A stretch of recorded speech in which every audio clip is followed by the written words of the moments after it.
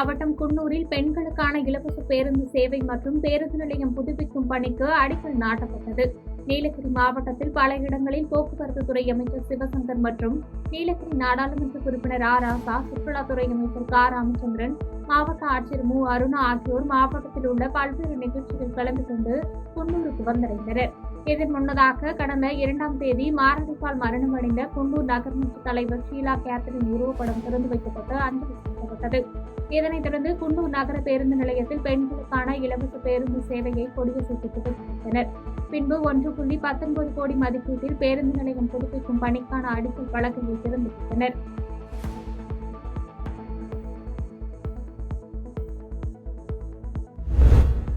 பாஜக அரசு மீண்டும் ஆட்சிக்கு வந்தால் தமிழக முதல்வர் வழங்கி வரும் மகளிர் உரிமை தொகை நிறுத்தப்படும் என்று கோவில்பட்டியில் நடைபெற்ற திமுக மகளிர் அணி ஆலோசனை கூட்டத்தில் கனிமொழி எம்பி பேசியுள்ளார்.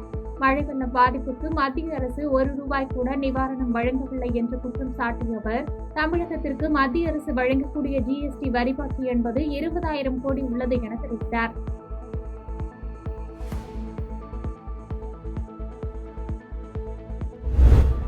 மோடி 3வது முறையாக ஆட்சியில் இருக்க வேண்டும் என்பது மக்களின் எதிர்பார்ப்பு. 2024 தேர்தலுக்கான மாற்றம் 2026ஆம் ஆண்டு நடைபெறும் தேர்தலுக்கானதாக இருக்கும் என்று மதுரை விமான நிலையத்தில் செய்தியாளர்களை சந்தித்த தமிழக பாஜக தலைவர் அண்ணாமலை பேட்டி கொடுத்துள்ளார். விளவங்கோடு MLA விஜயதரணி போன்று கோயம்புத்தூரில் முக்கிய விக்கெட் விழப்போகிறது என்றும் கருத்து தெரிவித்தார்.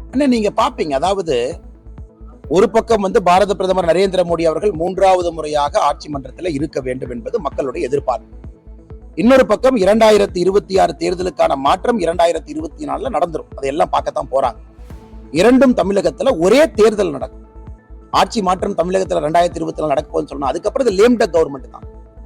ஆங்கிலத்துல லேம் டக்னு ஒரு வார்த்தையை பயன்படுத்துவாங்க. திமுக தனக்கான தன்மையை இழந்துவிடும். அதற்கப்புறம் 1.5 வருஷம் சும்மா ஆட்சியில மட்டும்தான் இருப்பாங்க. அதை மக்கள் இந்த முறை காட்டி விடுவார்கள். அதையெல்லாம் தாண்டி நீங்க பாருங்கன்னா, தமிழகத்துல இன்னைக்கு மக்கள் 400 சீட்டை தாண்டி மோடி அவர்கள் வரும்பொழுது தமிழகத்தினுடைய பங்களிப்பாக ஒரு பெரும்பான்மையான எம்பிக்கள் இங்கிருந்து இருக்க வேண்டும் என்று நினைக்கின்றார்கள். நிச்சயமாக அது நடக்கும். எந்த ஒரு மாற்று கருத்து இல்லைங்க. காங்கிரஸ் கட்சி இனி இருக்காது, அதனால் பாஜகவிற்கு செல்லலாம் என்கிற நினைப்பில் விஜயதரணி அங்கு சென்று இருக்கலாம் என்று திருச்சி விமான நிலையத்தில் செய்தியாளர்களை சந்தித்த நாம் தமிழர் கட்சி தலைமை ஒருங்கிணைப்பாளர் சீமான் கருத்து தெரிவித்துள்ளார்.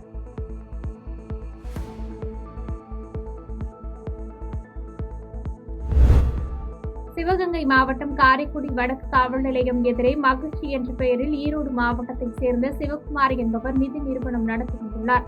இதில் முதலீடு செய்தால் கூடுதல் வட்டி தரப்படும் என்பன போன்ற பல கவர்ச்சிகரமான அறிவிப்புகளை வெளியிட்டதன் பேரில் இதனை நம்பி சிவகங்கை, புதுக்கோட்டை, ராமநாதபுரம், மதுரை உள்ளிட்ட பல்வேறு மாவட்டங்களைச் சேர்ந்த ஏராளமானோர் முதலீடு செய்துள்ளனர்.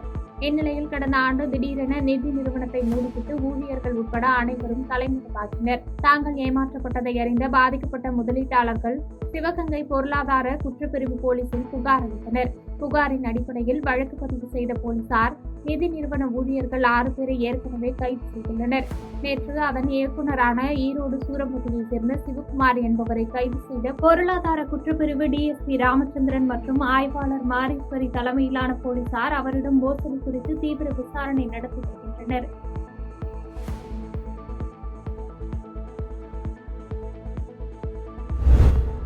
செங்கல்பட்டு மாவட்டம் கூடுவாஞ்சேரி மதுவிலக்கு அமலாக்க பிரிவு போலீசாருக்கு கிடைத்த ரகசிய தகவலின் பெயரில் வண்டலூர் ரயில் நிலையம் எதிரே சந்தேகப்படும்படி நின்றிருந்தவர்களை கூடுவாஞ்சேரி மதுவிலக்கு அமலாக்க பிரிவு காவல் ஆய்வாளர் ரவிக்குமார் மற்றும் உதவி ஆய்வாளர் மாரிசாமி ஆகியோர் தலைமையிலான போலீசார் கைது செய்தனர். தொடர்ந்து அவர்களிடம் மேற்கொண்ட விசாரணையில் ஆந்திர மாநிலம் விசாகப்பட்டினம் மாவட்டத்தை சார்ந்த தேவரா கங்கராஜு, நாகிரெட்டி ரமணா மற்றும் காக்கிநாடாவை சார்ந்த விதானி ராஜுபாபு ஆகிய 3 கைது செய்து அவர்கள் பதுக்கி வைத்திருந்த 320 கிலோ கஞ்சாவை பறிமுதல் செய்தனர். தொடர்ந்து 3 நீதிமன்றத்தில் ஆஜர்படுத்தி சிறையில் அடைத்தனர்.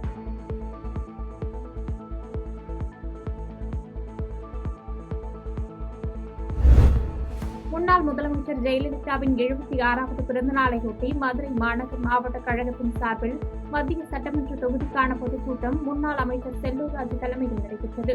கூட்டத்தில் சிறப்புரையாற்றிய செல்லூர் ராஜு, மதுக்கடையை முதலாக கொண்டு வந்தவர் கலைஞர் கருணாநிதிதான்.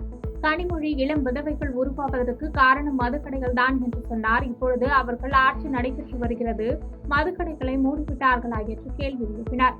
இனி வரும் நாடாளுமன்ற தேர்தலில் அதிமுகவை ஆதரித்து வெற்றி பெற செய்ய வேண்டும் என பொதுமக்களிடம் கோரிக்கை வைத்தார். பஞ்சுமிட்டாய்க்கு தடை விதித்தது மட்டுமே திமுக ஆட்சியின் பெரிய சாதனை என்றும் விமர்சித்து பேசினார்.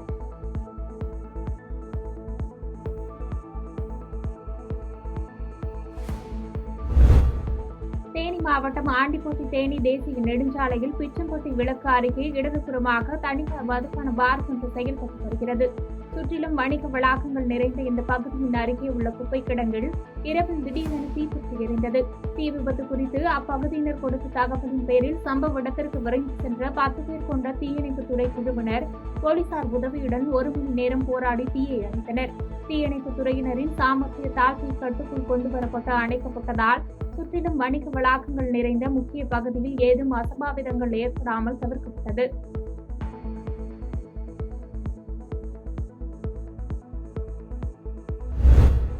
திருவாரூர் மாவட்டம் திருக்கரவாசலில் அதிமுக சார்பில் முன்னாள் முதலமைச்சர் ஜெயலலிதாவின் 76வது பிறந்தநாளை ஒட்டி முன்னாள் அமைச்சர் காமராஜ் தலைமையில் பொதுக்கூட்டம் நடைபெற்றது. இக்கூட்டத்தில் பேசிய முன்னாள் அமைச்சர் காமராஜ் 520 வாக்குறுதிகளில் எதையுமே திமுக நிறைவேற்றவில்லை என்று குற்றம் சாட்டிய அவர், எடப்பாடி பழனிசாமி கிளைக்கழக செயலாளராக இருந்து பொதுச் செயலாளராக உயர்ந்தவர். ஆனால் திமுகவில் யார் தலைவர்? அண்ணாவிற்கு பிறகு கருணாநிதி தலைவர், கருணாநிதிக்கு பிறகு ஸ்டாலின் என்று தலைவராக இருக்கிறார். அவர் தலைவராக இருக்கும் போதே அடுத்த தலைவராக உதயநிதியை உருவாக்கி கொண்டிருக்கிறார் என்று கடுமையாக விமர்சித்து பேசினர்.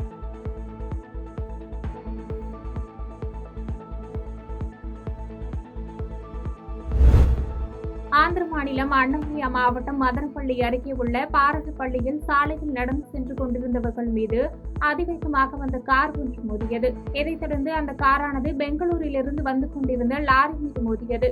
இந்த விபத்தில் சாலையில் நடந்து கொண்டிருந்தவர்கள், காரில் இருந்தவர்கள் என 5 பேர் உடல் நசுங்கி பரிதாபமாக உயிரிழந்தனர். விபத்து குறித்து அறிந்து அங்கு சென்ற மதனப்பள்ளி போலீசார் படுகாயமடைந்தவர்களை மீட்டு சிகிச்சைக்காக மதனப்பள்ளி அரசு மருத்துவமனைக்கு அனுப்பி வைத்து வழக்கு பதிவு செய்து விசாரணை நடத்தினர். படுகாயமடைந்து சிகிச்சைக்காக அரசு மருத்துவமனையில் அனுமதிக்கப்பட்டுள்ள 4 பேரும் மிகவும் ஆபத்தான நிலையில் சிகிச்சை பெற்று வருவதால் உயிரிழப்பு அதிகரிக்கக்கூடும் என்று அஞ்சப்படுகிறது.